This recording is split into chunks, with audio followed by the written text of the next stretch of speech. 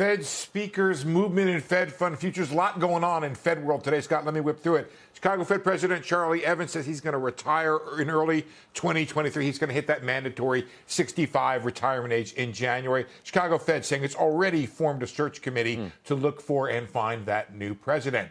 James Bullard, the St. Louis Fed president, who made some headlines earlier this week, saying this morning again he's concerned about high inflation and it could pull up inflation expectations. That's his big concern. He calls inflation exceptionally high and said the Fed is behind the curve. Speaking of the curve, we've had some big movements in the outlook for the Fed rate hikes. Let me show you here. We now know the December Fed funds contract trading. Last I looked at 266.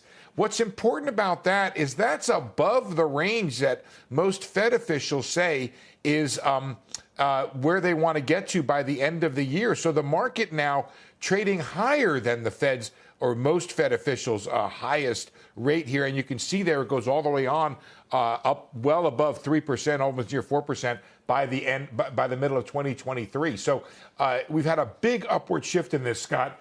I think this comes in part from comments from Bullard and Mary Daly, the San Francisco Fed president. She called the case for a 50 basis point hike in May solid.